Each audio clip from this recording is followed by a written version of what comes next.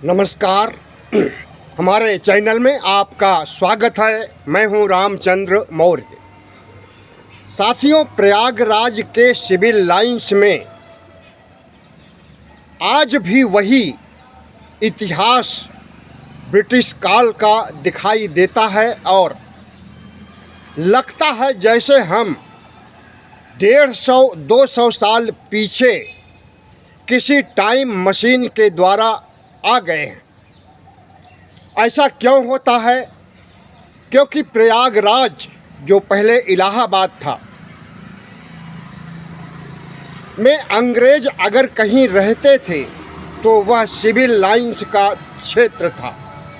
चौड़ी चौड़ी सड़कें, ऊंचे ऊंचे दरख्त और ब्रिटिश कालीन वास्तुकला के नमूने आज भी चीख चीख करके उस समय के इतिहास को तस्दीक कर रहे हैं। लेकिन भारत की राजनीति में जो एक बड़ा परिवर्तन दिखाई दे रहा है कि अब सत्ता भारतीय जनता पार्टी के हाथों में कैद होने जा रही है, केंद्र की भी और सभी राज्यों की भी। आखिरी किला बंगाल का था, तमिलनाडु का था और केरल का था, और इस आखिरी किले पर अगर भारतीय जनता पार्टी अपना भगवा झंडा फहरा देगी तो समझ लीजिए वह अजेय हो जाएगी।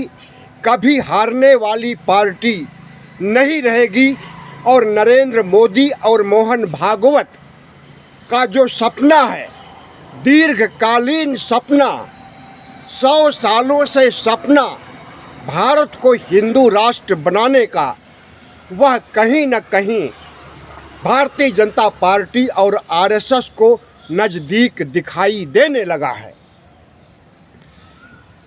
बताया जा रहा है कि पश्चिम बंगाल में 90 से 95% मतदान हुआ है। पहले चरण में 23 अप्रैल को।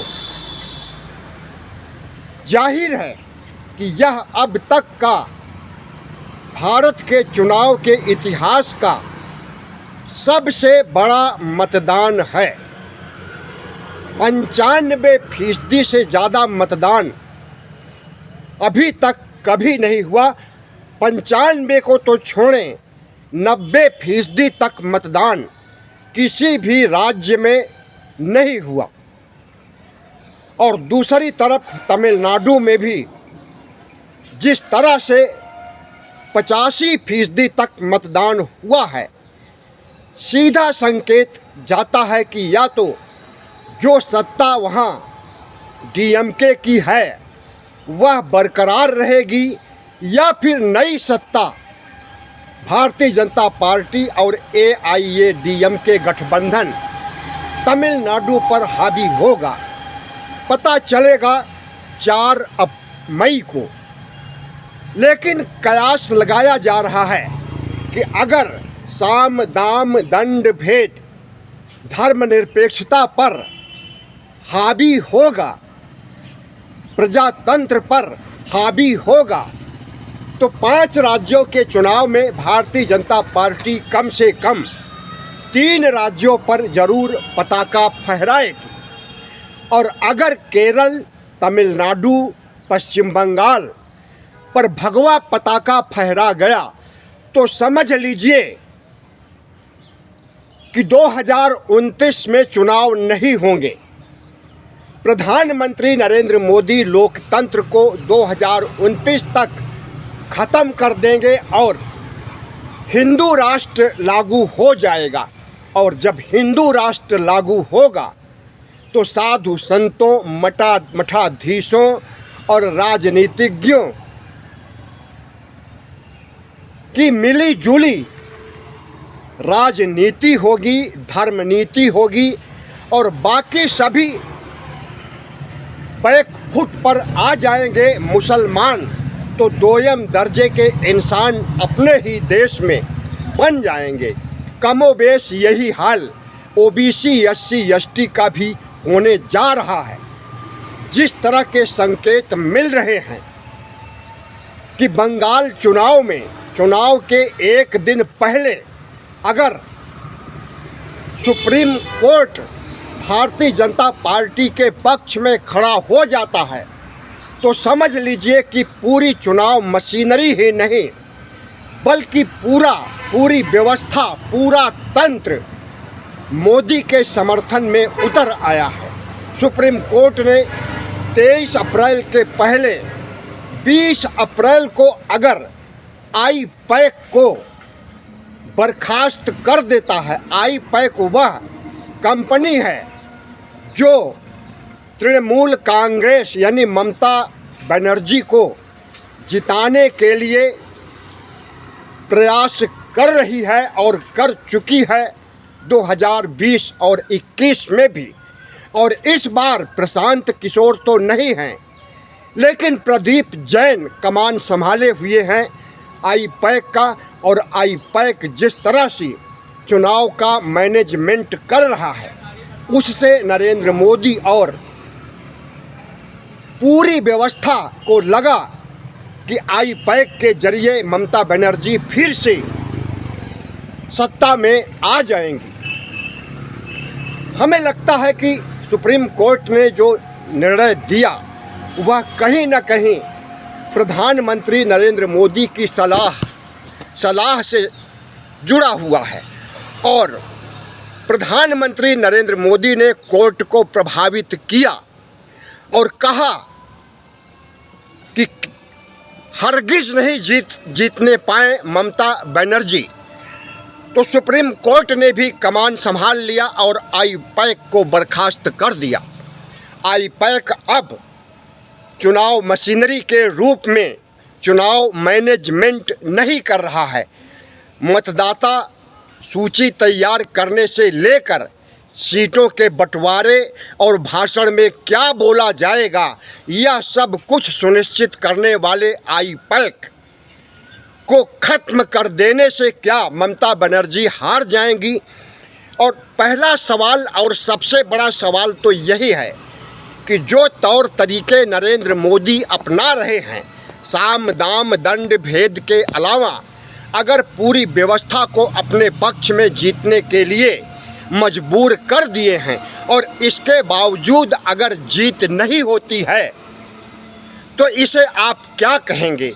लोकतंत्र और संविधान की जीत कहेंगे या फिर नरेंद्र मोदी और इनके मैनेजमेंट की हार, आरएसएस की हार कहेंगे? दोनों में हो सकता है। जो हमने पहले कहा कि साम दाम दंड भेद नरेंद्र मोदी का अगर धर्मनिरपेक्षता पर, संविधान पर, लोकतंत्र पर हावी हो गया तो उनकी जीत हो सकती है। लेकिन इस देश में संविधान और लोकतंत्र की जड़ें जितना गहराई से हैं उसका अंदाज़ा भी नरेंद्र मोदी को है। ऐसा नहीं है कि अंदाज़ा नहीं है। और इसीलिए वह पूरी व्यवस्था और पूरे तंत्र को लेकर के चल रहे हैं। और जिस तरह से प्रधानमंत्री नरेंद्र मोदी बंगाल को जीतने के लिए पूरी ताकत लगा दिए हैं, सुप्रीम कोर्ट का, चुनाव आयोग का, बाहुबल का, धन बल का इस्तेमाल कर रहे हैं, उससे तो यही लगता है कि बंगाल में कमल खिलने जा रहा है। लेकिन आशा की एक उम्मीद भी अभी बाकी है और वह उम्मीद है कि ममता बनर्जी ग्राउंड स्तर पर ज़मीनी हकीकत को देखा जाए तो वह अपनी पहचान, अपनी जड़ें अभी बनाए हुई हैं। माँ माटी मानुष की उनकी जो सियासत है ज़मीनी स्तर की, बंगाल के से ग्राउंड रिपोर्ट करने वाले रिपोर्टरों को का कहना है कि ममता बनर्जी को कोई दिगा नहीं सकता है। ज़मीनी रिपोर्ट यही कह रही है। लेकिन जब चुनाव आयोग नरेंद्र मोदी के साथ है, सुप्रीम कोर्ट नरेंद्र मोदी के साथ है, गोदी मीडिया नरेंद्र मोदी के साथ है, और साम दाम दंड भेद यानी सीबीआई, ईडी, आईटी और पूरी व्यवस्था नरेंद्र मोदी के साथ है, तो कुछ भी हो सकता है। या तो लोकतंत्र, संविधान आबाद होगा या फिर बर्बाद होने जा रहा है। और हमें तो यही लग रहा है कि प्रधानमंत्री नरेंद्र मोदी 4 मई को चौंकाने वाले हैं। 5 राज्यों में कम से कम 3 राज्यों को फतह करके, जिसमें केरल होगा, तमिलनाडु होगा और पश्चिम बंगाल होगा, असम को भी जीत सकते हैं। और हो सकता है कि हैट्रिक लगाते हुए असम को बरकरार रखें। लेकिन प्रधानमंत्री नरेंद्र मोदी जितना मजबूत पहले थे 2024 के केंद्र में, अब वह मजबूती केंद्र में नहीं रह गई है।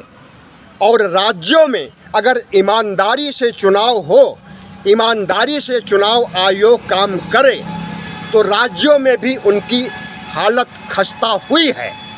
लेकिन जब चुनाव आयोग भारतीय जनता पार्टी का ब्रांच बनकर के काम करना शुरू किया है और चुनाव आयुक्त ज्ञानेश कुमार ने ठान लिया है कि उन्हें प्रजातंत्र से और संविधान से कोई सरोकार नहीं है, सिर्फ एक व्यक्ति से सरोकार है।